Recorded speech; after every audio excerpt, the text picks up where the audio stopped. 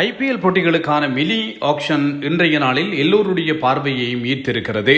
குறிப்பாக அதிக தொகைக்கு ஏலத்துக்கு போவார் என்று சொல்லி எதிர்பார்க்கப்பட்ட கேமரூன் கிரீன் அதிகமான தொகைக்கு ஏலத்துக்கு போனார். சென்னை சூப்பர் கிங்ஸ் அணியும் கொல்கத்தாவும் ஏலத்திலே முட்டி மோதி இருந்தன. 25.2 கோடிக்கு கேமரூன் கிரீன் இவர் கொல்கத்தா பக்கம் போனார். 25 கோடி வரைக்கும் சென்னை அணி அவரை தட்டி தூக்குவதற்கு முற்பட்டிருந்தது.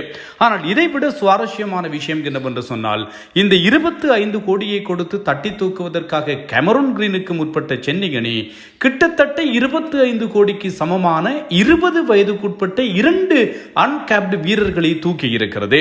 அன்கேப்டு என்று சொல்லப்படுகின்ற இந்திய கிரிக்கெட்டுக்காக அறிமுகமாகாத வீரர்களுக்காக கொடுக்கப்பட்டிருக்கின்ற ஐபிஎல் வரலாற்றில் கொடுக்கப்பட்டிருக்கின்ற அதிகபட்ச தொகை என்கின்ற சாதனையோடு 2 வீரர்களை வெறுமனே 5 நிமிட இடைவெளியில் ஏலத்திலே சென்னை அணி பெற்றிருக்கிறது என்பதும் சுட்டிக்காட்டக்கூடிய விஷயம்.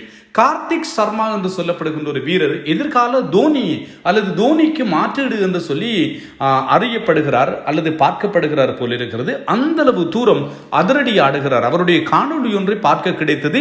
எல்லா பந்துகளும் நாலா பக்கம் பறக்கின்றன. வெறுமனே 19 வயது ராஜஸ்தானை சேர்ந்திருக்கின்ற wicket keeper batter Karthik Sharma April 26ஆம் தேதி பிறந்தவர். ஃபர்ஸ்ட் கிளாஸ் போட்டிகளை பொறுத்தவரையில் 43 சராசரி இருக்கிறது. 8 போட்டிகளில் 479 என்கின்ற ஓட்டங்களை பெற்றிருக்கிறார்.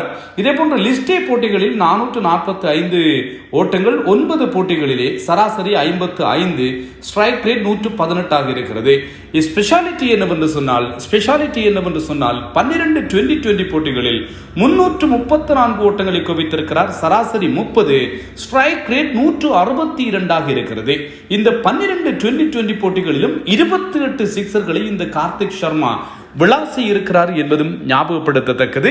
மிகப்பெரிய ஒரு போட்டி நிலவியது இவரை பெற்றுக்கொள்வதற்காக. மும்பை இந்தியன்ஸ் அணிதான் ஆரம்பித்து வைத்திருந்தது இவரை எடுப்பதற்காக என்பதும் சுட்டிக்காட்டக்கூடிய ஒரு விஷயம். மும்பை இந்தியன்ஸ் அணி ஆரம்பித்து வைத்தாலும் கூட அதற்கு பின்னர் கொல்கத்தா நைட் ரைடர்ஸும் இணைந்து கொண்டது. திடீரென்று பார்த்தால் லக்னோ சூப்பர் ஜெயின்ஸ் அணி திடீரென்று போட்டிக்கு வர சென்னை சூப்பர் கிங்ஸும் போராடியது.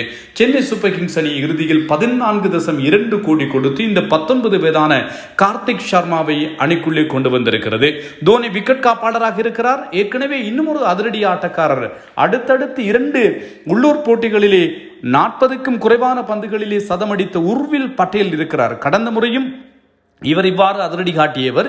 இந்த முறையும் கூட இவ்வாறு அதிரடி சதம் ஒன்றை அடித்திருக்கிறார். அவரை கடந்த முறை ரிப்ளேஸ்மெண்டாக கொண்டு வந்திருந்தார்கள். இப்போது இன்னும் ஒரு விக்கெட் கீப்பர் பேட்டரையும் அணிக்குள்ளே கொண்டு வந்திருக்கிறார்கள்.